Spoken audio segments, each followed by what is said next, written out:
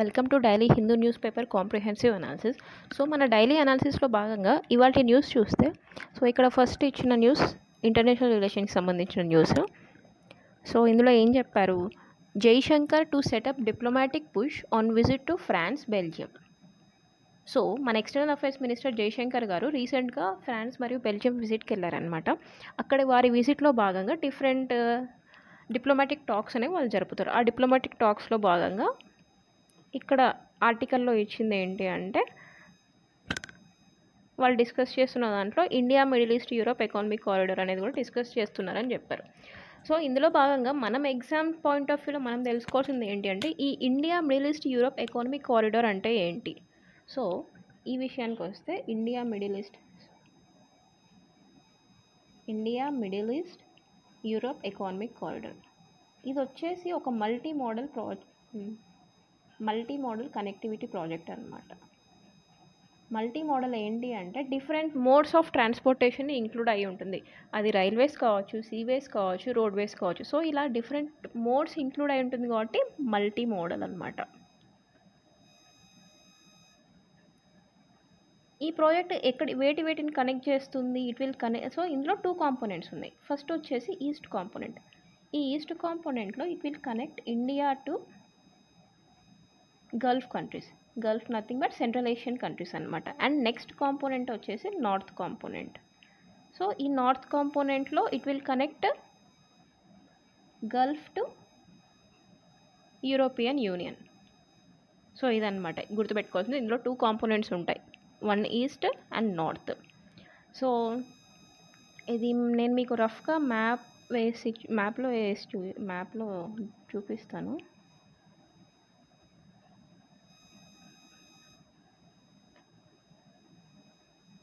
So రఫ్గా వేస్తున్నాను, ఏమనుకోకండి.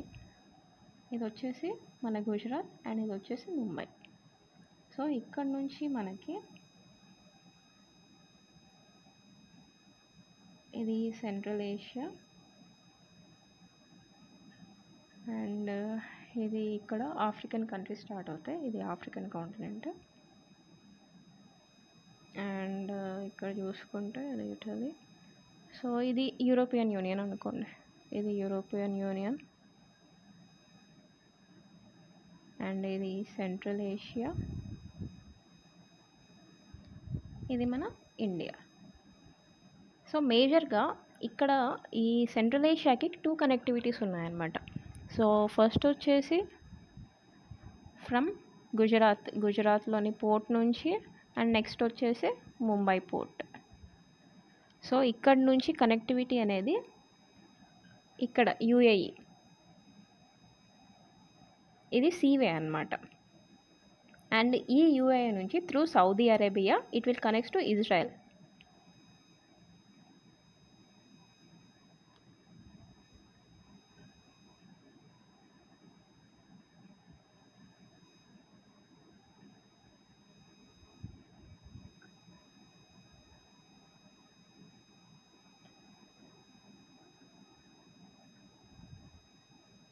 సో ఇది వచ్చేసి ఆఫ్రికా అండ్ ఇది వచ్చేసి యూరోపియన్ యూనియన్. ఇక్కడ చెప్పినట్టుగా యుఏఈ నుంచి ఇక్కడ ఇజ్రాయెల్ ఇజ్రాయెల్కి, and from Israel it will connects to ఇక్కడ గ్రీస్ అనమాట. సో ఇది రూట్. నార్మల్గా వెళ్ళే రూట్ ఏంటి అంటే, ఇలా మనం ఇండియన్ ఓషన్ ఇక్కడ నుంచి వచ్చి ఇక్కడ సూయస్ కెనాల్ ఉంటుంది. ఈ ప్లేస్లో మనకి సూయస్ కెనాల్ అనేది ఉంటుంది. ఈ సూయస్ కెనాల్ ద్వారా మనం యూరోపియన్ యూనియన్కి ఏదన్నా పోర్ట్స్ షిప్ చేయాలన్నా ఇలా వెళ్తాం. సో దీని ద్వారా మనకి చాలా టైం టేకింగ్ అనమాట.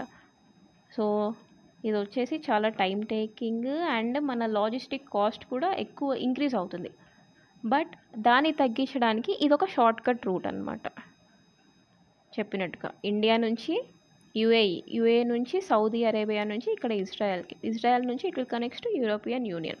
సో దీనివల్ల సిగ్నిఫికెన్స్ ఏంటి అంటే, మనకి 30% ఆఫ్ ట్రాన్స్పోర్టేషన్ టైం తగ్గుతుంది, అలాగే 40% ట్రాన్స్పోర్టేషన్కి దానికి కావాల్సిన ఫైనాన్షియల్ బర్డెన్ కూడా తగ్గుతుందన్నమాట. అండ్ అలాగే ఇది చైనా యొక్క బెల్ట్ అండ్ రోడ్ ఇనిషియేటివ్కి కౌంటర్ మెషర్ అన్నమాట.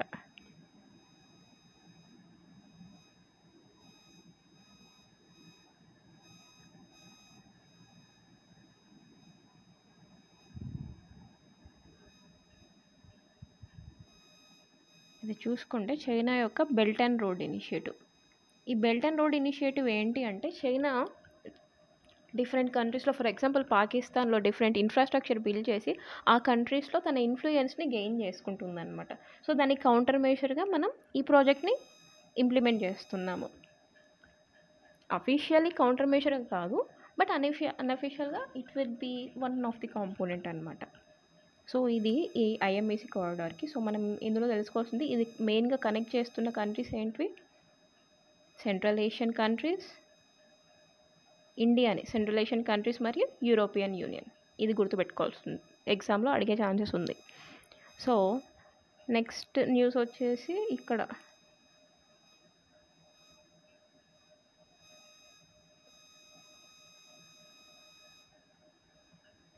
మీటై group leader held violence erupts in Manipur.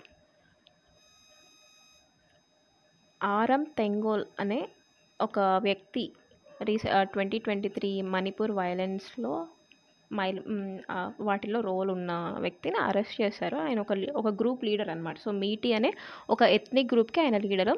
So ఆయనను అరెస్ట్ చేయడంతో మణిపూర్లో సిచ్యువేషన్ ఇంకా చాలా డ్రాస్టికల్గా సివియర్ అయిపోయింది అనేసి న్యూస్ అనమాట. సో ఇందులో భాగంగా ఇక్కడ మనం తెలుసుకోవాల్సింది ఏంటంటే కాంగ్రెస్ చీఫ్ రాహుల్ గాంధీ అలిగేషన్ చేశారు ప్రెసిడెంట్ రూల్ ఇంపోజిషన్ చేసినా కూడా అక్కడ ఏ డిఫరెన్స్ లేదు అని.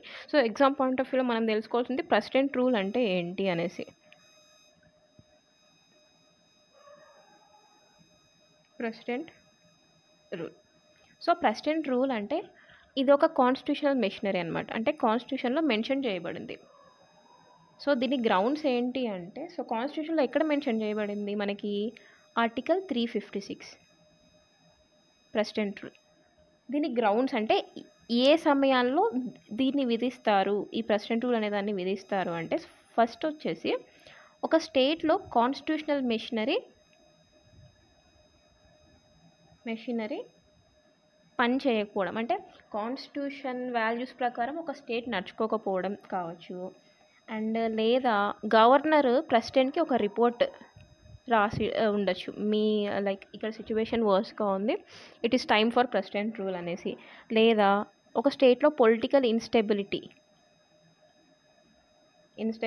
ఉన్న ప్రెసిడెంట్ రూల్ ఇంపోజ్ చేస్తారు. లేదా law and order break down అయినా ప్రెసిడెంట్ రూల్ ఇంపోజ్ చేస్తారనమాట. సో ఇక్కడ మణిపూర్ సిచ్యువేషన్కి వచ్చేసరికి మనకి ఈ ప్రెసిడెంట్ రూల్ అనేది Feb 13, 2025లో ఇంపోజ్ అయింది. బికాజ్ అక్కడి గవర్నమెంట్, అక్కడ చీఫ్ మినిస్టర్ రిజైన్ చేశారు. సో దాంతో అక్కడ సిచ్యువేషన్ వర్స్ అయ్యి ప్రెసిడెంట్ రూల్ అనేది ఇంపోజ్ చేశారనమాట. సో ఈ ప్రెసిడెంట్ రూల్ ఇంపోజ్ చేస్తే సర్టెన్ ఎఫెక్ట్స్ ఉంటాయి. ఇది ఎగ్జామ్ పాయింట్ ఆఫ్ వ్యూలో చాలా ఇంపార్టెంట్. ప్రిలిమ్స్లో అడిగే ఛాన్సెస్ ఉంటాయి. యూపీఎస్సీ ప్రిలిమ్స్ కావచ్చు, మన APPSC, TGPSC. So first thing, president rule impose చేశాక అక్కడ జరిగే ఎఫెక్ట్స్ ఏంటి అంటే, ఫస్ట్ థింగ్ వచ్చేసి స్టేట్ అసెంబ్లీ సస్పెండ్ అన్నా చేస్తారు స్టేట్ అసెంబ్లీని, లేదా డిసాల్వ్ అన్నా చేస్తారు. సస్పెండ్ అంటే ఇది టెంపరీ మెషర్, డిసాల్వ్ అంటే పర్మనెంట్గా డిసాల్వ్ చేయడం. అండ్ సెకండ్ థింగ్ వచ్చేసి స్టేట్ని governor, state administration was run by governor అనమాట. స్టేట్ అడ్మినిస్ట్రేషన్ గవర్నర్ చేతిలో ఉంటుంది. లైక్ ఈయన సొంతంగా స్టేట్ అడ్మినిస్ట్రేషన్ నడపరనమాట. ఆన్ బిహాఫ్ ఆఫ్ ప్రెసిడెంట్ తరపున గవర్నర్ గారు అడ్మినిస్ట్రేషన్ని నడుపుతారు. అండ్ థర్డ్ థింగ్ వచ్చేసి స్టేట్ లెజిస్లేటివ్ పవర్ తగ్గిపోతుంది. దాని ప్లేస్లో పార్లమెంట్ అస్యూమ్స్ పవర్ అన్నమాట. అండ్ ఫోర్త్ థింగ్ వచ్చేసి కౌన్సిల్ ఆఫ్ మినిస్టర్స్, ఎవరైతే చీఫ్ మినిస్టర్కి అసోసియేటెడ్ కౌన్సిల్ ఆఫ్ మినిస్టర్స్ ఉంటారో, అంటే మంత్రులు అనే వాళ్ళని డిస్మిస్ చేస్తారు. Council of ministers will be dismissed అనమాట. సో ఇది ఈ ఎఫెక్ట్స్ మనం చాలా గుర్తుపెట్టుకోవాలి.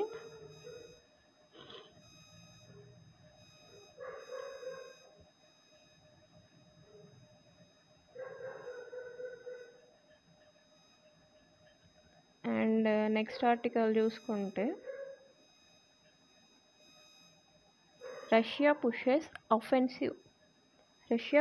offensive into Ukraine's eastern Dnipropetrovsk region.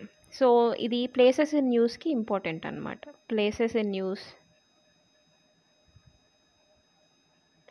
ఈ నిప్రోపెట్రోవ్స్క్ రీజియన్ అనేది మనకి ఉక్రెయిన్లో ఉంది. ఇది గుర్తుపెట్టుకోవాలి, నోట్ చేసుకోండి. ప్లేసెస్ ఇన్ న్యూస్లో ఈ మధ్య యూపీఎస్సీ వీటి మీద ఎక్కువ ఫోకస్ చేస్తుంది. ఈ ఒక ప్లేస్ ఇచ్చి ఆ ప్లేస్ ఏ కంట్రీలో, లేకపోతే అక్కడ ఏ రివర్ ఫ్లో అవుతుంది, సో ఇలా అడుగుతుంది అనమాట. ఈవెన్ గ్లోబల్ ఇంటర్నేషనల్ ప్లేసెస్ కూడా అడుగుతుంది. సో ఇది గుర్తుపెట్టుకోవాల్సింది. నిప్రోపెట్రోవ్స్క్ రీజియన్ అనేది ఉక్రెయిన్లో ఉంది. అండ్ నెక్స్ట్ న్యూస్, సో ఈ పేజ్లో ఎంతే. సో నెక్స్ట్ చూసుకుంటే ఇది vocabulary. will ensure no slum is raised illegally. Raised అంటే ధ్వంసం చేయడం అని గుర్తుపెట్టుకోండి మీనింగ్. రేస్డ్ అంటే ధ్వంసం అన్నమాట. And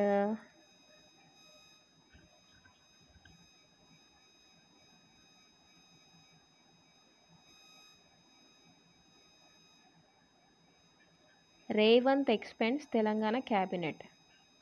so Telangana chief minister తన యొక్క క్యాబినెట్ని ఎక్స్పాండ్ చేసి 3 మినిస్టర్స్ని లైక్ ఎక్స్ట్రాగా అపాయింట్ చేశారనమాట. సో ఈ న్యూస్కి వస్తే మనం తెలుసుకోవాల్సింది ఏంటి అంటే, క్యాబినెట్ని ఎవరు ఎక్స్పాండ్ చేస్తారు అనేసి మనం తెలుసుకోవాలన్నమాట. సో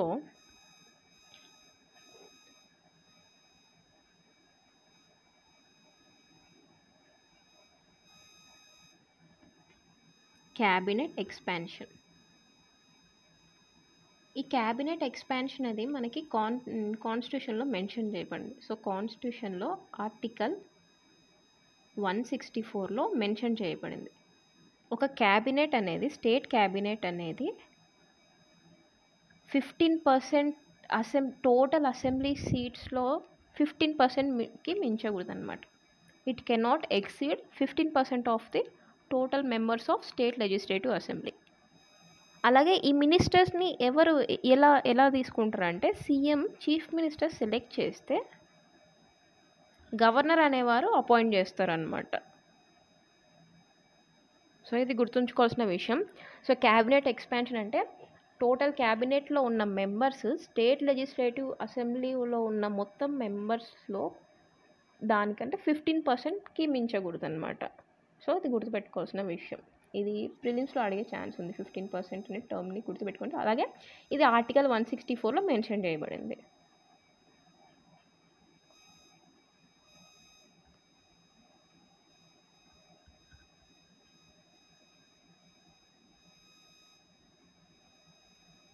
సో ఇక్కడ news, centres not short to kill problematic wild animals.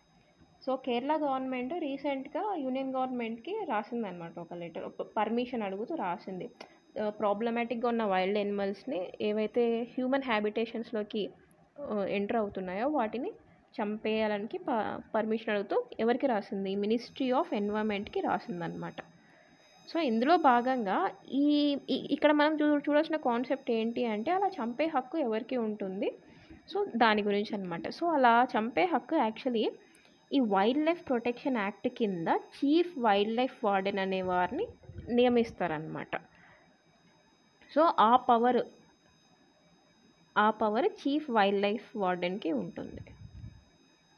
అలా ఆర్డర్ ఇచ్చే పవర్ అనమాట కిల్లింగ్కి, చీఫ్ వైల్డ్ లైఫ్ వార్డెన్. గుర్తుపెట్టుకోవాల్సిన విషయం, ఈ చీఫ్ వైల్డ్ లైఫ్ వార్డెన్ అనే అతన్ని ఏ యాక్ట్ కింద అపాయింట్ చేస్తారు అంటే వైల్డ్ లైఫ్ ప్రొటెక్షన్ యాక్ట్ 1972. చాలా ఇంపార్టెంట్ ఇది.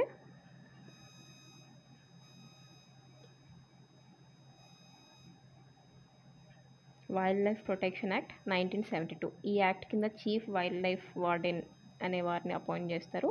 వీళ్ళకి మనకి అధికారం ఉంటుందన్నమాట. ఏదైనా స్ట్రే యానిమల్ హ్యూమన్స్కి థ్రెట్గా ఉన్నా, లేకపోతే అక్కడ హ్యాబిటేషన్స్ డిస్ట్రాయ్ చేస్తున్నా దాన్ని యూథనైజ్ చేసే పవర్ అన్నమాట. సో బేసిక్గా మనలో మనమాట, మనం వాటి హ్యాబిటేషన్స్కి ఎక్స్టెండ్ అవుతున్నాం. మనం వెళ్ళి అడవుల్లో ఇల్లు కట్టుకుంటున్నాము, but we can't do anything. So next news, ఇది vocabulary. Stern action against those maligning Andhra capital. So stern అంటే తీవ్రమైన అనేసి అర్థం అన్నమాట, గుర్తుపెట్టుకోండి. అండ్ నెక్స్ట్ ఈ కిందే collectors to get wide powers in registering work assets. So రీసెంట్గా పాస్ అయిన వర్క్ అమెండ్మెంట్ బిల్లో సో కలెక్టర్స్కి ఎక్కువ పవర్ ఉంటుందన్నమాట. ప్రాపర్టీస్ని ఐడెంటిఫై చేయడం కానీ, లేదా ప్రాపర్టీస్కి సంబంధించిన రిజిస్ట్రేషన్ కావచ్చు, ఏదన్నా డిస్ప్యూట్స్ ఉన్నా సో హోల్ అథారిటీ ఎవరికి ఉంటుంది? కలెక్టర్కి ఉంటుందన్నమాట, ఈ రీసెంట్ అమెండ్మెంట్ రూల్ ప్రకారం. అండ్ నెక్స్ట్ ఇక్కడ first operation of kumki elephants to curb wild tusker menace in AP to start soon. So ఇక్కడ మనం తెలుసుకోవాల్సింది ఏంటి అంటే కుంకి ఎలిఫెంట్స్ అంటే ఏంటిది అనేది తెలుసుకోవాలి. సో ఇది ఆర్టికల్లోనే మెన్షన్ చేశారు. 3 కుంకి ఎలిఫెంట్స్ అంటే ట్రైన్డ్ టస్కర్స్. సో టస్కర్స్ అంటే ఎలిఫెంట్స్ అని అనమాట. బ్రాడ్ ఫ్రమ్ కర్ణాటక నుంచి తెచ్చారు. ఈ కుంకి ఎలిఫెంట్స్ అంటే ఏవైతే వైల్డ్ ఎనిమల్స్ హ్యూమన్ హ్యాబిటేషన్స్లోకి వచ్చి క్రాప్స్ని డ్యామేజ్ చేయడం కానీ, లేదా వాటి మీనెన్స్ని డీల్ చేయడం కోసం కుంకి ఎలిఫెంట్స్ అనే వాటిని కర్ణాటక నుంచి దిగుమతి చేసుకొని వాటికి ట్రైనింగ్ ఇచ్చి, సో ఇప్పుడు రీసెంట్గా చిత్తూరు డిస్ట్రిక్ట్లో దేవుడ్ ఆపరేషన్స్ అనేవి కమెంట్స్ అవుతాయి. సో ఫారెస్ట్ అఫీషియల్స్ అథారిటీలో ఇదన్నమాట Kumki elephants.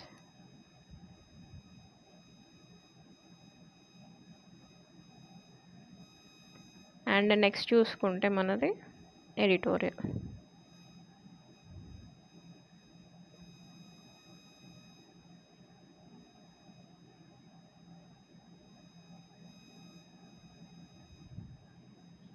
Judicial sensitivity to sentiments is a sign of regression.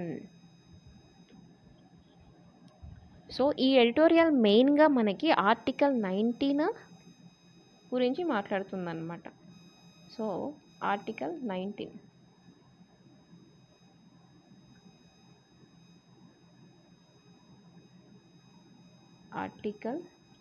So article 19 ఏం చెప్తుంది?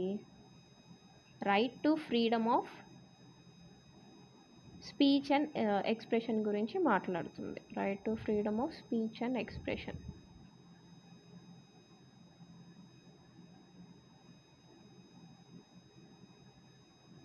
ఇక్కడ బేసిక్గా ఆథర్ మాట్లాడుతున్న విషయం ఏంటి అంటే, హెడ్డింగ్ గమనిస్తే మనం judicial sensitivity to sentiments is a sign of regression. So judiciary అనేది లేక మన కోర్ట్స్ అనేది సెంటిమెంట్స్కి సెన్సిటివ్ అంటే సెంటిమెంట్స్కి చలిస్తే అది సైన్ ఆఫ్ డెవలప్మెంట్ కాదు, సైన్ ఆఫ్ రిగ్రెషన్. అంటే వెనుకబడతనం. రిగ్రెషన్ మీన్స్ వెనుకబడినతనంకి ఒక ఇండికేషన్ అనమాట. సో ఇందులో భాగంగా ఆథర్ ఏం డిస్కస్ చేశారు? Article 19 of the constitution that speech even provocative, offensive or unsettling is the citizen's shield against tyranny. Tyranny అంటే అణచివేత.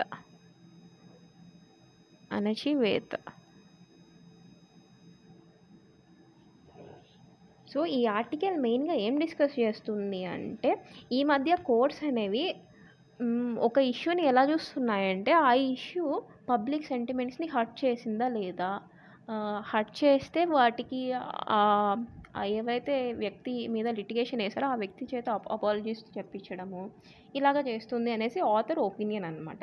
సో ఇక్కడ ఆయన ఏం మాట్లాడుతున్నారంటే ఆర్టికల్ 19 అనేది, నేను ఇందాక చెప్పినట్టు ఆర్టికల్ 19 దేని గురించి చెప్తుంది? Right to freedom of speech and expression. ఒక మనిషికి తన స్వతంత్రంగా మాట్లాడే హక్కు ఆర్టికల్ 19 కల్పిస్తుంది.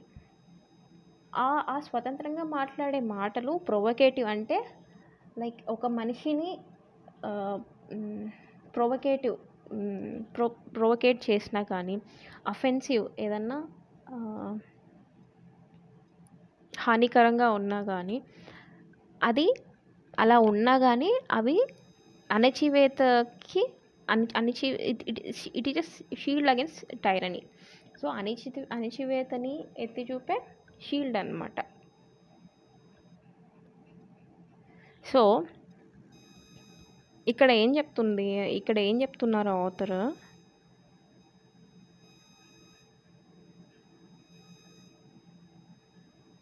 Increasingly resemblance and arbiter of decorum demanding apologies. So ఇందాక నేను చెప్పిన విధంగా కోర్టు ఒక కేసుని ఎలా చూస్తుందంటే increasing resemblance and arbiter of decorum, ఒక సావధానాన్ని మెయింటైన్ చేసేలాగానే చూస్తుంది కానీ అపాలజీస్ డిమాండ్ చేస్తూ. సో ఇక్కడ చెప్తున్నా అంటే but when courts focus on what was said, when courts focus on what was said rather than why the right to say it must be protected, the public is left vulnerable to a new tyranny that of. ఇక్కడ మనం చూస్తే author 2 examples తీసుకొని explain చేశారనమాట.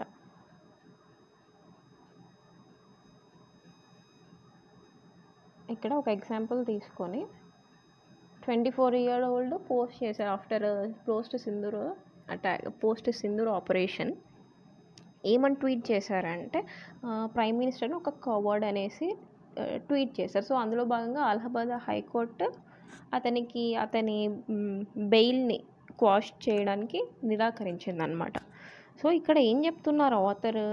ఒక మనిషి article 19 ప్రకారము right to freedom of speech అనేది courts protect చేయాలి. అలా ప్రొటెక్ట్ చేయకుండా తన యొక్క కాన్స్టిట్యూషనల్ రెస్పాన్సిబిలిటీని కోర్టు నెరవేర్చకుండా instead of that it was maintaining as an arbiter of maintaining decorum. So it was talking more about ఈ సర్టెన్ ఇన్సిడెంట్ పబ్లిక్ సెంటిమెంట్స్ని హర్ట్ చేస్తుందా లేదా.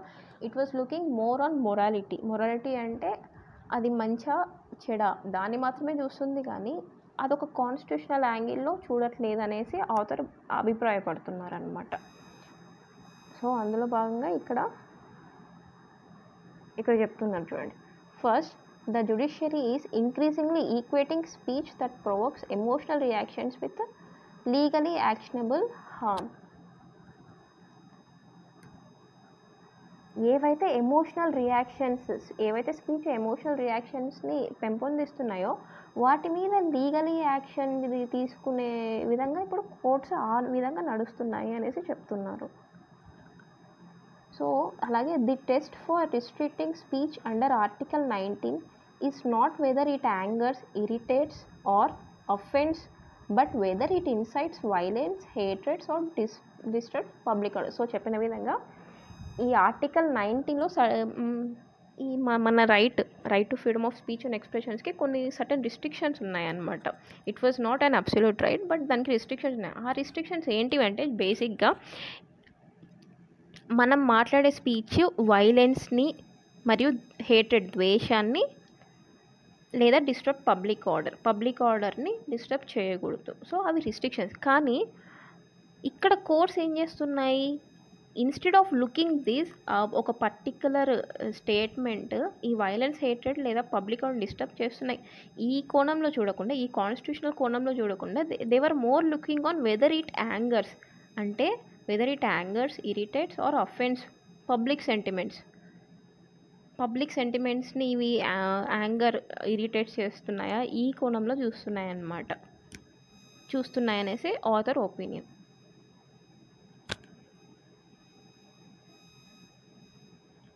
అలాగే ఇక్కడ కింద చెప్తున్నారు, the more outrage a comment generates the more likely is to be litigated. అదే so more outrage, ఎక్కువ ఒక కామెంట్ ఎక్కువ అవుట్రేజ్ అంటే పబ్లిక్ని ఎక్కువగా లైక్ ఇరిటేట్ చేయడం, ఇలా చేస్తే the more likely is to be litigated. So దాని మీద అది లిటిగేషన్ వరకు వెళ్ళే ఛాన్సెస్ ఎక్కువగా ఉన్నాయని చెప్తున్నారనమాట. సో ఇలా కోర్టు ఇలాంటి కోణంలో కోర్టు చూడడం వెనుకబడిన తనంకి ఒక సైన్గా ఆథర్ అభిప్రాయపడుతున్నారు.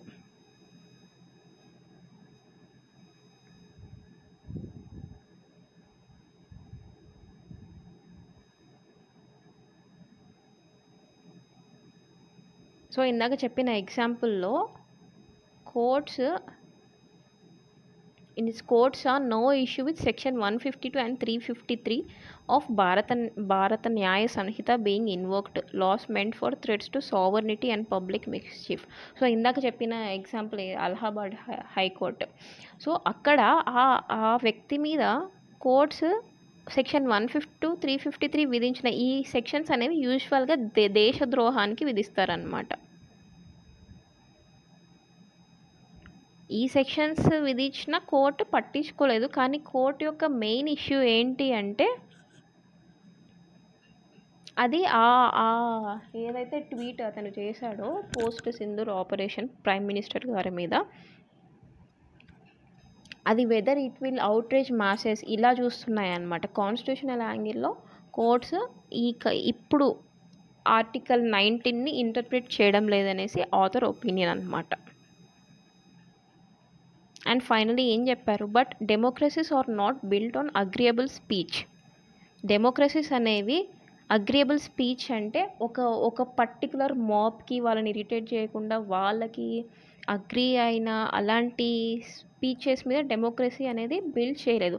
But it will always thrive on disagreement, noisy, rude, even reckless at a time.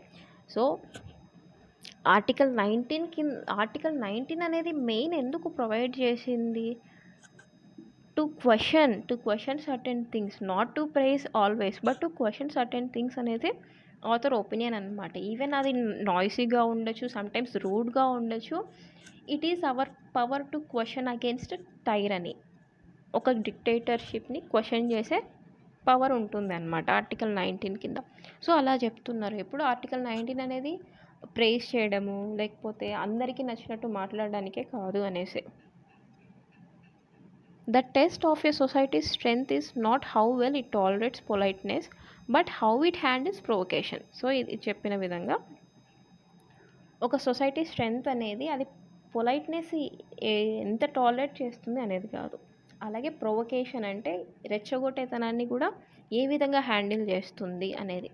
So free speech is not just about giving offense but about withstanding with it. If India is to preserve its democratic soul, it must restore the dignity of dissent. It must not demand the dignity of institution at the cost of liberty. So article 19 అనేది మన యొక్క Liberty కూడా linked అన్నమాట. Judges are the guardians of the constitution and not the curators of culture. So judges అనేవాళ్ళు ఒక particular లిటిగేషన్ని constitution యాంగిల్లో మాత్రమే చూడాలి. సో అది ప్రజలకి like in the sense not only ప్రజలు ఏదైనా పబ్లిక్ ఇన్స్టిట్యూషన్స్కి whether it is agreeable or not అనేది అది rest of the case. So వాళ్ళు చూడాల్సింది whether it is as per provisions or not, whether the right guaranteed is with in the restrictions or not అనేసి చూడాలని author అభిప్రాయం. So let our courts not forget that republic was not born from the politeness but from protest. So ఇది ఒక quotation మెయిన్స్లో మనం use చేయొచ్చు. Republic was not Born from politeness but from protest. Republic అనేది politeness నుంచి వినయం నుంచి పుట్టలేదు బట్ నిరసన నుంచి పుట్టింది అనేసి ఆథర్ ఒపీనియన్. మంచి కోట్ రాశారు లాస్ట్లో, you can use it in mains. And second ఎడిటోరియల్కి వస్తే, సో రీసెంట్గా ఆర్బీఐ మరియు సెబీ ఇవి రెండు రెగ్యులేటరీ ఇన్స్టిట్యూషన్స్ అన్నమాట.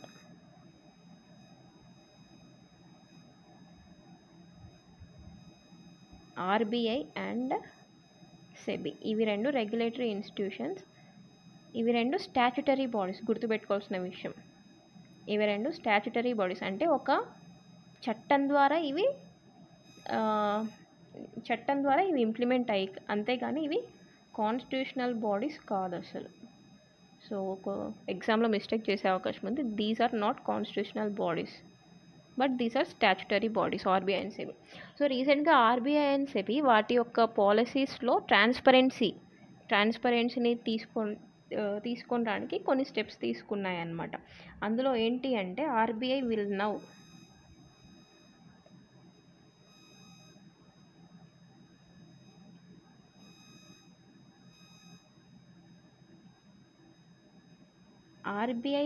conduct impact analysis and SEBI will state the regulatory intent and objectives. So RBI అనేది సర్టెన్ డెసిషన్స్ తీసుకున్నప్పుడు ఇంపాక్ట్ అనాలిసిస్, ఆ డెసిషన్స్ ఒక ఎకానమీ మీద ఎలా ఇన్ఫ్లుయెన్స్ అవుతుంది అనేది ఒక ఇంపాక్ట్ అనాలిసిస్ చేస్తుంది. అలాగే సెబీ కూడా సర్టెన్ రెగ్యులేటరీ గైడ్లైన్స్ ఇచ్చినప్పుడు వాటి వెనుక ఇంటెంట్ అండ్ ఆబ్జెక్టివ్, అంటే అవి ఎందుకు ఇచ్చారు అనేది పేర్కొంటాయని ఈ మధ్య రీసెంట్గా రెగ్యులేషన్స్ రిలీజ్ చేశారు. సో అంటే ఇవి ఎందుకంటే టు ఇంక్రీజ్ ట్రాన్స్పరెన్సీని ఇంక్రీజ్ చేయడం కోసం ఈ గైడ్లైన్స్. సో ఆథర్ ఇక్కడ ఏం రాశారు అంటే సర్టెన్ సూచనలుగా రాశారనమాట. ఇవి కూడా ఇంప్లిమెంట్ చేసుకుంటే ఈ ట్రాన్స్పరెన్సీ ఫ్రేమ్వర్క్ అనేది ఇంకా ఎఫిషియెంట్గా ఉంటుంది అనేసి. సో ఇందులో భాగంగా ఏమేమి సజెస్ట్ చేశారు అంటే స్ట్రెంథెనింగ్ అకౌంటబిలిటీ, సర్టెన్ సజెషన్స్ చేశారు. ఇందులో భాగంగా ఫస్ట్ వచ్చేసి the reporting of the following information on an annual basis will strengthen accountability. Certain ఇక్కడ పేర్కొన్నవి కొన్ని ఇంక్లూడ్ చేసుకుంటే అకౌంటబిలిటీని ఇంకా ఇంక్రీజ్ చేసినట్టుంది. సో ఫస్ట్ వచ్చేసి the number of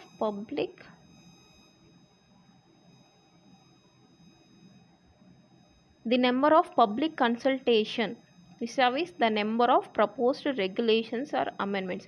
so once ఒక రెగ్యులేషన్ అనేది ఫ్రేమ్ చేశాక ఆర్బీఐ దాన్ని సర్టెన్ డేస్ వరకు పబ్లిక్ కన్సల్టేషన్ కోసం పెడుతుంది, అంటే ప్రజల నుంచి ఒపీనియన్స్ తీసుకోవడం కోసం అది పెడుతుందన్నమాట సర్టెన్ పీరియడ్ వరకు ప్రజలలో, before it becomes an act or official notification. So అందులో భాగంగా first the number of consultations, so ఎన్ని రెగ్యులేషన్స్ పబ్లిక్ ప్రపోజ్ చేశారు అనేది ఇంక్లూడ్ చేయాలి వాటి యొక్క ట్రాన్స్పరెన్సీ ఫ్రేమ్వర్క్లో. అండ్ సెకండ్ వచ్చేసి ఎన్ని రెస్పాన్సెస్, ఎంత పబ్లిక్ నుంచి రెస్పాన్సెస్ రిసీవ్ చేసుకున్నారు, అలాగే ఏమేమి సజెషన్ పబ్లిక్ చేశారు, అలాగే ఆ సజెషన్స్లో ఏవి యాక్సెప్ట్ చేయబడ్డాయి అండ్ ఏవి రిజెక్ట్ చేయబడ్డాయి, అండ్ అలాగే రేషనలే ఫర్ యాక్సెప్టెన్స్ అండ్ రిజెక్షన్స్, అలాగే ఎందుకు ఈ సజెషన్స్ని యాక్సెప్ట్ చేసుకున్నాము, ఎందుకు ఆ సజెషన్స్ని రిజెక్ట్ చేసాము అనేది కూడా పేర్కొంటే ఇంకా బెటర్గా ఉంటుంది అకౌంటబిలిటీ అనేది. సో ఇందులో భాగంగా మనం కొన్ని ఇంపార్టెంట్ బాడీస్ ఇచ్చారు, వాటిని చూసుకుందాము. సో ఫస్ట్ వచ్చేసి ఇంటర్నేషనల్ ఫైనాన్షియల్ సర్వీస్ అథారిటీ. ఇది వచ్చేసి ఒక స్టాట్యుటరీ బాడీ అన్నమాట. స్టాట్యుటరీ బాడీ అంటే చట్టం ద్వారా ఏర్పాటు చేసిన బాడీ. సో దీని మెయిన్ ఆబ్జెక్టివ్ ఏంటి అంటే to regulate and develop financial products, services, institutions of international financial service centre. ఈ ఇంటర్నేషనల్ ఫైనాన్షియల్ సర్వీస్ సెంటర్ అనేది ఏంటి అంటే ఇది ఇండియాలోనే ఒక ప్లేస్ అనమాట. ఈ ప్లేస్లో ఏం జరుగుతుంటాయంటే ఫారిన్ కరెన్సీ ట్రాన్సాక్షన్స్, అంటే ఇది ఒక ఇంటర్నేషనల్ ఏరియా మాదిరి, అంటే ఇంటర్నేషనల్ ట్రాన్సాక్షన్స్ అన్నీ జరిపే ప్లేస్ని ఇంటర్నేషనల్ ఫైనాన్షియల్ సర్వీస్ సెంటర్ అంటారు. సో మార్కెట్ ట్రాన్సాక్షన్స్ అన్నీ జరుగుతాయి. సో మన ఇండియాలో ఇంటర్నేషనల్ ఫైనాన్షియల్ సర్వీస్ సెంటర్ అనేది ఓన్లీ వన్ ప్లేస్, అది వచ్చేసి గిఫ్ట్ సిటీ అనేసి గుజరాత్లో ఉంటుంది. గుజరాత్ ఇంటర్నేషనల్ ఫిన్టెక్ సిటీ అన్నమాట. ఇది ఒకటే మన ఇండియాలో international financial service centre. So ఇది గుర్తుపెట్టుకోవాలి. సో ఈ ఆర్టికల్ నుంచి అండ్ ఇక్కడ చెప్పారు చూడండి. నెక్స్ట్ వచ్చేసి financial service sector legislative reforms commission. So ఈ financial service sector legislative reforms commission అనేది ఒక కమిషన్ అనమాట, గవర్నమెంట్ ద్వారా ఏర్పాటు చేయబడిన కమిషన్. సో ఇది వచ్చేసి మనకి 2011లో ఏర్పాటు చేయబడింది. 2011లో it was chaired by justice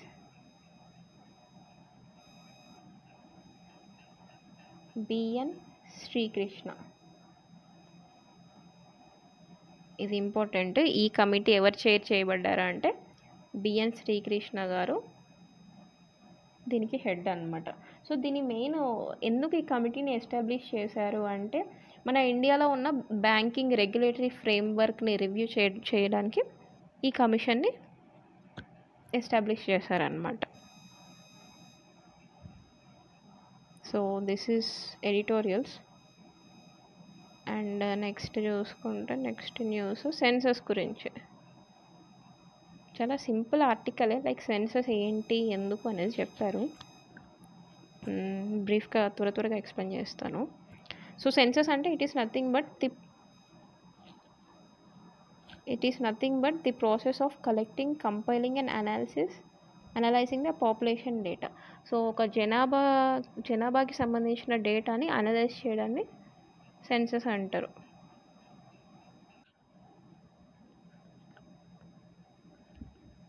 and next thing చూస్తే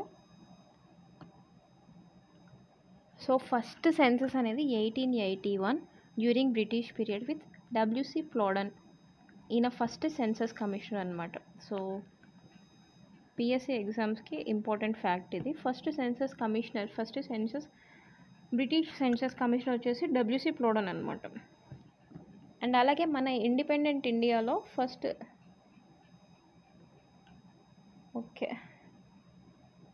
the last census enumerated for Hindus was 1931. And next వచ్చేసి సెన్సస్ అనేది యూనియన్ లిస్ట్లో ఉంటుందన్నమాట. ఇది యూనియన్ సబ్జెక్ట్.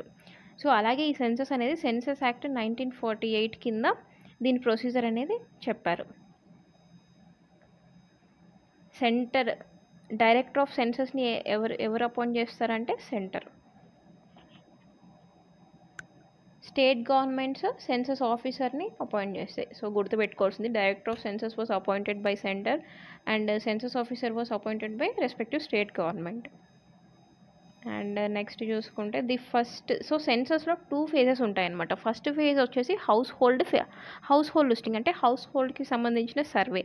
లైక్ ఒక హౌస్ హోల్డ్లో లైక్ వాళ్ళకి main source of drinking water ఏంటి, లైక్ వాళ్ళకి లెట్రిన్ ఫెసిలిటీ ఉందా లేదా, అలాగే కిచెన్ ఉందా లేదా, వాళ్ళు ఏ టైప్ ఆఫ్ ఫ్యూయల్ యూస్ చేస్తున్నారు కుకింగ్కి.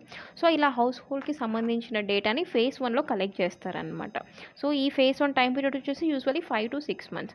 అండ్ నెక్స్ట్ ఫేజ్లో వచ్చేసి పాపులేషన్కి సంబంధించిన డేటా, అంటే జనాల గురించి కలెక్ట్ చేసే డేటా అనమాట. సో ఇందులో బేసిక్గా ఏ టైప్ ఆఫ్ క్వశ్చన్స్ ఉంటాయంటే లైక్ వాళ్ళ యొక్క నేమ్, సెక్స్, ఏజ్, రిలీజియన్, అలాగే whether they belong to scheduled caste or scheduled tribe అనేసి.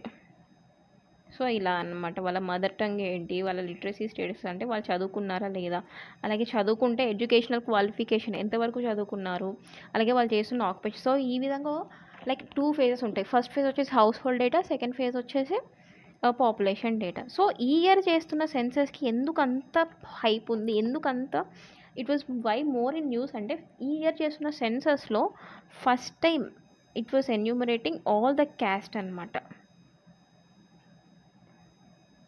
సో ఇక్కడ చూస్తే ఫస్ట్ టైం ఈ ఇయర్ ఇప్పుడు జరుపుతున్న సెన్సస్లో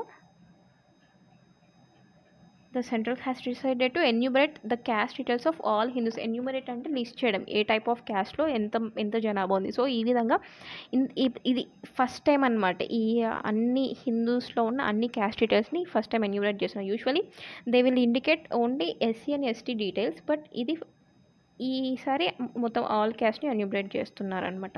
సో ఈ ఇయర్ సెన్సస్ వల్ల మనకి లైక్ 3 మెయిన్ ఇంపార్టెంట్ రీజన్స్ ఉన్నాయి. ఫస్ట్ వచ్చేసి క్యాస్ట్ ఎన్యూమరేషన్. సో ఈ క్యాస్ట్ ఎన్యూమరేషన్ ద్వారా అసోసియేటెడ్ బెనిఫిట్స్ని లైక్ ఈక్వల్గా షేర్ చేయొచ్చు, సోషల్ బెనిఫిట్స్ని. అండ్ ఇది డీలిమిటేషన్ ఎక్సర్సైజ్కి కూడా మనం యూస్ చేయొచ్చు ఈ సెన్సెస్ని. బట్ ఈ సెన్సెస్లో నేను ముందు ప్రీవియస్ న్యూస్ పేపర్లో ఎక్స్ప్లెయిన్ చేసిన విధంగా ఈ డీలిమిటేషన్ ఎక్సర్సైజ్ ద్వారా ఈ బేస్డ్ ఆన్ ఈ ఇయర్ 2027 సెన్సెస్ని తీసుకుంటే పాపులేషన్ కంట్రోల్ మెషర్ ద్వారా సౌత్ స్టేట్స్ అనేవి చాలా నష్టపోయే ఛాన్స్ ఉంది అని చెప్తున్నారు author. So what should be the way forward అంటే ఒక కన్సెన్సస్, సో అందరికీ సూట్ అయ్యే విధంగా డిలిమిటేషన్ ప్రొవిజన్స్ అనేవి ఉండాలి, అందరికీ సమ్మతమయ్యే విధంగా లోక్సభ సీట్స్ని ప్రపోర్షనేట్గా డిక్రీజ్ చేయాలి అనేసి ఆథర్ ఒపీనియన్ పడుతున్నారు అనమాట. సో ఇది ఈ ఆర్టికల్. అండ్ నెక్స్ట్ వచ్చేసి how is India planning to localize EV అంటే ఎలక్ట్రికల్ వెహికల్ మ్యానుఫ్యాక్చరింగ్. సో రీసెంట్గా గవర్నమెంట్ ఒక నోటిఫికేషన్ ఇచ్చింది, సెంట్రల్ గవర్నమెంట్ ఏం నోటిఫికేషన్ ఇచ్చింది, సో ఏవైతే give me a minute,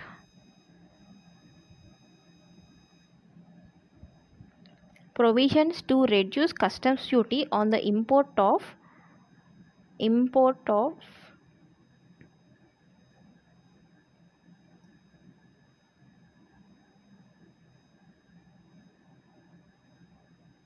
ready to ship completely assembled electric four-wheelers from present 70 to 100% to 15%.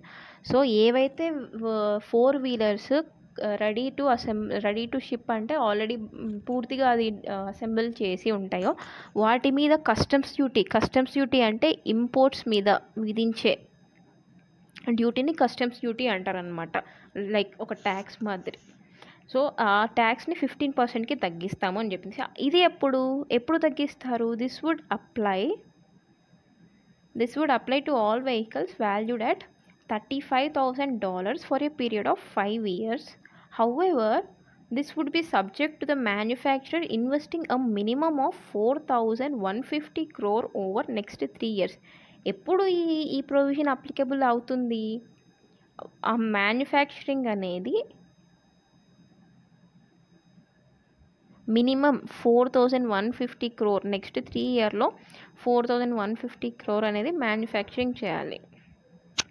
And they would also be expected to build infrastructure and facilities as to enable 25% of overall manufacturing activity to be undertaken domestically. So వాళ్ళ manufacturing యాక్టివిటీలో 25% domestic అంటే 25% ఇండియాలో manufacturing చేసే విధంగా ఉండాలి. అప్పుడే ఈ ఏమంటారు customs duty rebate అనేది వాళ్ళకి వర్తిస్తుంది. సో కానీ ఇక్కడ ఆథర్ ఏం చెప్తున్నారంటే ఓకే ఈ ప్రొవిజన్ వరకు ఓకే ఇది మంచిగా ఉంది, బట్ యూజువల్లీ ఏం చేస్తున్నాయి some developed countries like South Korea, China, it was more focusing on building manufacturing setups to focus on their skilling, research and developing. So manufacturing industries అనేవి they were not alone made on like vehicles manufacturing చేసామా export చేసామా ఇలా కోణంలో కాకుండా ఇలాంటి countries ఏం చేస్తున్నాయంటే ఆ మ్యానుఫ్యాక్చరింగ్ హబ్స్ అనేవి ఎస్టాబ్లిష్ చేశాక వాళ్ళ యూత్కి తగిన స్కిల్స్ మరియు రీసెర్చ్ అండ్ డెవలప్మెంట్ ఆపర్చునిటీస్ వస్తున్నాయా లేదా అనేది ఆలోచిస్తున్నాయి. సో ఆ విధంగానే ఇండియా జస్ట్ మ్యానుఫ్యాక్చరింగ్ సెటప్ అని లైక్ ఆ ప్రొవిజన్ పెట్టకుండా they should have better include provision for technology sharing అనమాట, షేరింగ్ ఆఫ్ టెక్నాలజీ. ఎప్పుడైతే వారు టెక్నాలజీ షేర్ చేస్తారో అప్పుడు we can able to like upgrade skillings of our youth కదా. సో ఆ విధంగా ఆథర్ అభిప్రాయపడుతున్నారు అనమాట. సో టెక్నాలజీ షేర్ చేస్తే ఇంకా మనకి మంచిగా ఉంటుంది అనేసి, transferring technology outside. So India must not become a domestic hub for producing components of a vehicle.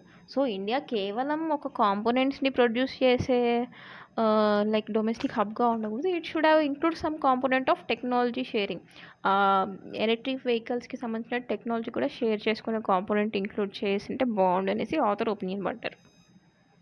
So ఇది అనమాట ఈ article. And next so we have ఇక్కడ రీసెంట్గా చెనాబ్ రివర్ మీద రైల్ బ్రిడ్జ్ అనేది మనకి ప్రైమ్ మినిస్టర్ మోడీ గారు ఇనాగ్రేట్ చేశారు. సో అందులో భాగంగా మనం చెనాబ్ రివర్ గురించి ఇన్ఫర్మేషన్ తెలుసుకుందాం. చెనాబ్ రివర్. సో దీని గురించి అందరికి తెలిసే ఉందనుకుంటా. సో ఈ రైల్ బ్రిడ్జ్ ఎక్కడ ఇనాగ్రేట్ చేశారు? చెనాబ్ బ్రిడ్జ్ జమ్మూ అండ్ కాశ్మీర్లో ఇనాగ్రేట్ చేశారు. సో ఇది లైక్ మన ఇండియాలో ఫస్ట్ ఇంత హైట్లో ఉన్న ఫస్ట్ బ్రిడ్జ్ అనమాట ఇది. సో ఈ బ్రిడ్జ్ అనేది వన్ ఆఫ్ ది 927 బ్రిడ్జెస్ ఏవైతే శ్రీనగర్ నుంచి ఉదంపూర్కి కనెక్ట్ చేసే ట్రాన్స్పోర్టేషన్ కారిడార్ ఉంటుందో అందులో 927 బ్రిడ్జెస్ ఉన్నాయి. ఆ 927 బ్రిడ్జెస్లో చెనాబ్ బ్రిడ్జ్ అనేది వన్ ఆఫ్ ది బ్రిడ్జ్ అనమాట. సో ఇప్పుడు మనం చెనాబ్ రివర్ గురించి తెలుసుకుందాం. చెనాబ్ రివర్ వచ్చేసి ఇది ఇండస్ రివర్ యొక్క ట్రిబ్యూటరీ అన్నమాట. ట్రిబ్యూటరీ అంటే ఉపనది. ఇండస్ రివర్ యొక్క ట్రిబ్యూటరీ. అలాగే ఇది జమ్మూ అండ్ కాశ్మీర్ మరియు హిమాచల్ ప్రదేశ్లో ఫ్లో అవుతుంది. అండ్ దీని యొక్క మెయిన్ సోర్స్ వచ్చేసి ఒక గ్లేషియర్ అనమాట. ఒక గ్లేషియర్ నుంచి ఇది పుడుతుంది. ఆ గ్లేషియర్ పేరు వచ్చేసి Baralacha pass.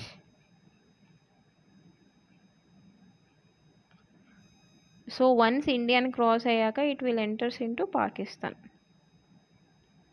Enters Pakistan after exiting India అన్నమాట. So that's it for this article. And next ఈ ప్రెసిడెంట్ రూల్ నేను ముందే ఎక్స్ప్లెయిన్ చేశాను.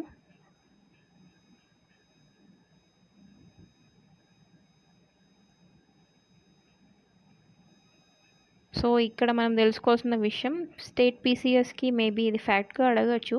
సో ఫస్ట్ ఇప్పుడు యాక్సియం మిషన్ అనేది యాక్సియం 4 మిషన్. ఈ మిషన్ గురించి తెలుసుకోవాలి. ఈ మిషన్ ఒక ప్రైవేట్ మిషన్ అనమాట. యుఎస్ యొక్క ప్రైవేట్ మిషన్. సో ఇందులో ఈ మిషన్లో భాగంగా మన ఇండియా నుంచి శుభం శుక్లా అనే ఈయన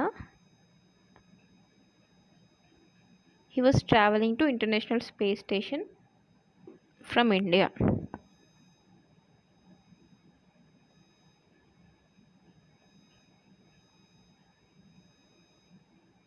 సో ఇక్కడ చూసుకుంటే he will be the second Indian to travel to space 41 years after his idol Rakesh Sharma undertook a space flight in 1984 on board erstwhile Soviet Union Soyuz spacecraft for a 8-day stay in orbit.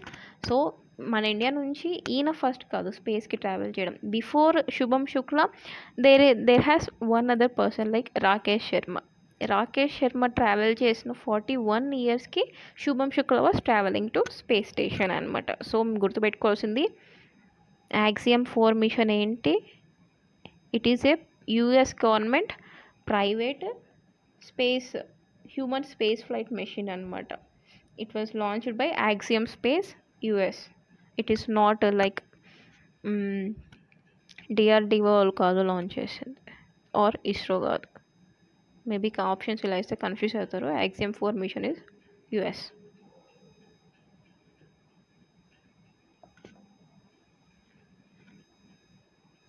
And next ఇక్కడ news చూసుకుంటే India and Mongolia hold joint military exercise. Joint military exercise అంటే Indian military మరియు Mongolian military certain military exercises perform చేస్తాయన్నమాట. దానికి ఒక పేరు ఉంటుంది. So ఈ పేరు మోస్ట్లీ ఎగ్జామ్స్లలో అడుగుతారు. దాని పేరు వచ్చేసి నొమాడిక్ ఎలిఫెంట్. ఇది ఒక ఫ్యాక్ట్, నోట్ చేసుకోండి, ఎగ్జామ్స్లలో అడిగే ఛాన్స్ ఉంది.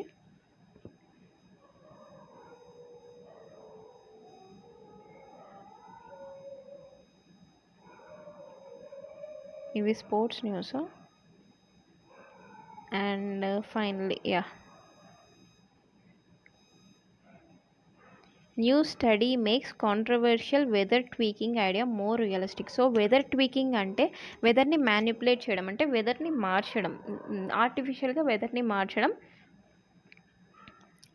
కాంట్రవర్షియల్గా అవుతుంది. అంటే దానివల్ల బెనిఫిట్స్ ఉన్నాయి, అలాగే రిస్క్స్ ఉన్నాయని ఇది చెప్తుంది. సో మనం ఈ ఆర్టికల్ నుంచి తెలుసుకోవాల్సింది వెదర్ని ఎప్పుడు మారుస్తారు చెప్పండి? బేసిక్గా ఎప్పుడైతే హీట్ ఇంక్రీజ్ అవుతుందో ఆ హీట్ని ఆర్టిఫిషియల్గా తగ్గించడానికి వెదర్ని మార్చే లైక్ ఇంటర్వెన్షన్స్ అనేవి కనుగొన్నారు. సో ఇందులో భాగంగా ఫస్ట్ థింగ్ వచ్చేసి స్పేస్ బేస్డ్ మెథడ్. సో స్పేస్లో మనం ఈ విధంగా మిర్రర్స్ని ఎక్విప్ చేసుకుంటే సూర్యుడి నుంచి వచ్చే ఈ కిరణాలు అనేవి మిర్రర్ మీద పడి మళ్ళీ reflect back to space. So దాని ద్వారా హీటింగ్ అనేది తగ్గుతుందన్నమాట. అండ్ లేదు, సెకండ్ థింగ్ వచ్చేసి increase the amount of stratospheric aerosol. Aerosols అంటే లైక్ టైనీ చిన్న చిన్న పార్టికల్స్ అన్నమాట. ఇవి సల్ఫర్ పార్టికల్స్, ఇవి వైట్గా ఉంటాయి. సో ఇవి వైట్గా ఉండడం వల్ల వీటి ఆల్బిడో ఇంక్రీజ్ అవుతుంది. సో ఇంక్రీజ్ అవ్వడంలో ఇవి కూడా లైక్ రేస్ పడితే it will reflect back to space అన్నమాట. అండ్ లేదా ఆర్టిఫిషియల్గా క్లౌడ్ సీడింగ్ టెక్నిక్ యూస్ చేసి కానీ మనం లైక్ ఈ హీట్ని రేడియేషన్ని తగ్గించవచ్చు. సో ఈ విధంగా అన్నమాట. బట్ ఇక్కడ ఆథర్ ఏం ఒపీనియన్ పడుతున్నారండి, ఇక్కడ ఆథర్ ఏం చెప్తున్నారంటే ఈ కూలింగ్ ఎఫెక్ట్ వల్ల ఎంత బెనిఫిట్స్ ఉన్నాయో అంతే రిస్క్స్ ఉన్నాయి అనేసి చెప్తున్నారనమాట. ఫస్ట్ రిస్క్ వచ్చేసి ఏంటి, ఓజోన్ హోల్ రికవరీ అనేది డిలే అవుతుంది మరియు యాసిడ్ రైన్స్ అనేవి ఫామ్ అయ్యే ఛాన్స్ ఉంది అనేసి చెప్తున్నారు. సో ఈ కూలింగ్ ఎఫెక్ట్ మనం ఈ మెథడ్స్ ఎందుకు చేస్తున్నాము, ఎర్త్ని కూల్గా ఉంచడానికే కదా. సో మోర్ లైక్ ఈ కూలింగ్ ఎఫెక్ట్ అనేది జస్ట్ మాస్క్ లాగా యాక్ట్ చేస్తుంది. రియల్ ప్రాబ్లం ఏంటి, ఇంక్రీస్డ్ కార్బన్ ఎమిషన్స్. సో ఈ రియల్ ప్రాబ్లం మీద ఫోకస్ చేయకుండా people were more focusing on masking the actual problem అనేసి చెప్తున్నారు అనమాట. అలాగే పోలార్ రీజియన్స్ కూల్గా ఉంటాయి. So increased temperature will again like drastically change the polar places అనమాట, పోలార్ ప్లేసెస్ కండిషన్స్. అలాగే the cooling may also have some other ecological effects, but it would also introduce new challenges అనమాట. కొత్త ఛాలెంజెస్ని కూడా అది కారణమవుతుంది అని చెప్తున్నారు. సో ఇది అనమాట. సో గుర్తుపెట్టుకోవాల్సింది ఏరోసోల్స్ అంటే చిన్న పార్టికల్స్, అవి ఆల్బిడో ఎక్కువ ఉంటాయి. So albedo is nothing but albedo ఎంత ఇంక్రీజ్ ఉంటే అంత రిఫ్లెక్ట్ లైక్ అంత సన్ రేస్ రిఫ్లెక్ట్ అవుతాయి. సో ఆల్బిడో ఫర్ ఎగ్జాంపుల్ గ్లేషియర్స్కి ఆల్బిడో ఎక్కువగా ఉంటుంది. అంటే గ్లేషియర్స్ ఎక్కువ వైట్గా ఉండడం వల్ల అవి సూర్యకిరణాలు పడిన వెంటనే they have more ability to reflect them back. అంటే అప్పుడు మనం ఏం చెప్తాం, గ్లేషియర్స్కి ఆల్బిడో అనేది ఎక్కువగా ఉంది. అలాగే లైక్ ఫర్ ఎగ్జాంపుల్ ఈ మధ్య బ్లాక్ సూట్ అనేది ఒక టైప్ ఆఫ్ పొల్యూటెంట్ అనమాట. అది ఈ మధ్య చాలా ఇంక్రీజ్ అవుతుంది. సో అది ఎందుకు వస్తుందంటే బ్లాక్ సూట్ అనేది ఎప్పుడైతే మనం యూస్ చేసే మోటార్ వెహికల్స్ ప్రాపర్ కంబషన్ అవ్వలేదో, so like due to incomplete combustion ఆ బ్లాక్ సూట్ అనేది వస్తుందన్నమాట. ఈ బ్లాక్ సూట్ ఈ మధ్య ఏం చేస్తుంది, అది it will travel directly to glaciers అనమాట. ఆ గ్లేషియర్స్ మీద డిపాజిట్ అయ్యి గ్లేషియర్స్ యొక్క ఆల్బిడోని తగ్గిస్తుంది. ఆ గ్లేషియర్స్ యొక్క ఆల్బిడో ఎప్పుడైతే తగ్గిస్తుందో ఈ glaciers they will absorb more sunlight అనమాట, మోర్ సన్ రేడియేషన్. అవి అబ్జార్బ్ చేసుకొని glaciers they will melt and cause some ecological disturbances. So అంటే ఆ బ్లాక్ సూట్ పడగానే ఆల్బిడో తగ్గిపోతుంది, అంటే అక్కడ డార్క్ సర్ఫేస్ ఫామ్ అవుతుంది గ్లేషియర్స్ మీద. సో డార్క్ థింగ్స్కి ప్రాపర్టీ ఏంటి, they will absorb more sun radiation అనమాట. సో ఇది మీకు ఆల్బిడో అర్థమైందని అనుకుంటున్నాను. So these are today's news that are important from hour exam point of view. So ఏమైనా డౌట్స్ ఉంటే కామెంట్ చేయండి, I will try to address them. So video నచ్చితే like చేయండి, షేర్ చేయండి అండ్ సబ్స్క్రైబ్ చేయడం అస్సలు మర్చిపోకండి. Most of the people like they were watching the videos and not subscribing. So మీరు సబ్స్క్రైబ్ చేసుకొని ఒక లైక్ ఇస్తే it will act as a Boost for me. So ఏదైనా ఫీడ్బ్యాక్ ఉన్నా కామెంట్ చేయండి, నేను నెక్స్ట్ వీడియోస్లోంచి రెక్టిఫై చేసుకొని ట్రై చేస్తాను. So thank you.